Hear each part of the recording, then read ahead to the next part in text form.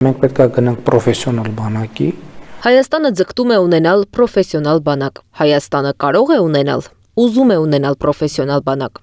Նախադասությունները հաճախ են հնչում ընդդիմադիր եւ իշխանական գործիչների ելույթներում։ Ինչ է իրենից ենթադրում պրոֆեսիոնալ բանակը, ինչ առավելություններ, ռիսկեր ունի եւ որքան է այդ մոդելը համապատասխանում հայկական բանակին։ Պրոֆեսիոնալ բանակ կոչվածը նախ դա մասնագիտական եզր չի, ռազմական տեսակետից, դա ավելի շատ գովազդային եզր է,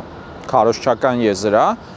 որովհետև պրոֆեսիոնալ բառը ասելով մի կողմից նկատի ունեն հենց պայմանագրային, այսինքն այդտեղ մարդիկ աշխատում են, դա իրանց մասնագիտությունն է ու աշխատավարձ են ստանում դրա համար, հա, պայմանագրային բանակ ամբողջությամբ։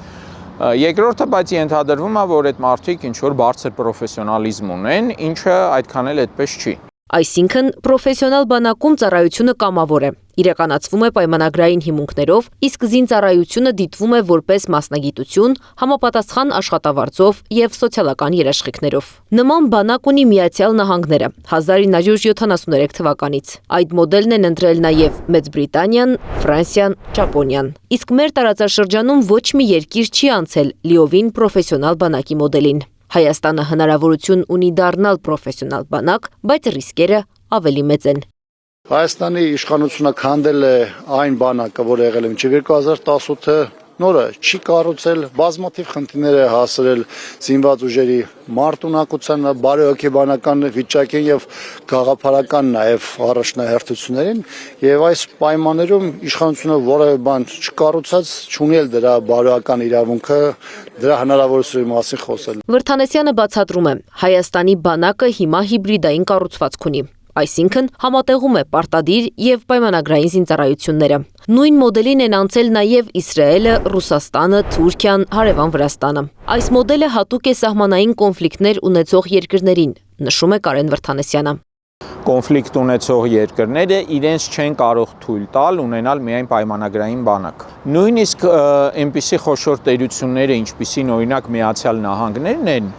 երբ իրենք լուրջ կոնֆլիկտներ են ունենում, լուրջ կոնֆլիկտի են մասնակցում, իրենց մոտ համալրման խնդիրներ են առաջանում։ Պրոֆեսիոնալ բանակ ունենալու համար է գործող իշխանությունը պարտադիր զինծառայությունը դարձրել 1.5 տարի։ Վրթանեսյանը նշում է, պարտադիր զինծառայությունը 1.5 տարի դարձնելը նախընտրական քայլ է, որը ավելի է հեռացնում Հայաստանին պրոֆեսիոնալ բանակ ունենալու հնարավորությունից։ Շատ ծնողներ կարող են ուրախանալ, որ հա երեխես 1.5 տարի է ծառայելու, բայց պետք է հասկանալ, որ այդ 1.5 տարվա ծառայությունը ինքը շատ ավելի ծանր է լինելու, որովհետև ստիպված է լինելու այդ չեկածների տեղն էլ ինքը փակի, հա, ավելի շուտ գնացածների տեղն է փակի։ Ընդ որում դա զգացվելու է ոչ թե հիմա, հունվարից չէ, այդ 1.5 տարի, անցնելու է 1.5 տարի ու այդ 25%-ով զորակոչվածների թիվը պակասելը պարտադիր զինծառայողների այդ ժամանակ է զգացվելու։ Զրուցակիցներից գնահատմամբ հետպատերազմյան կորուստներից հետո առաջնահերթ է բանակի վերականգնումը, համալրումն ու ամրապնդումը։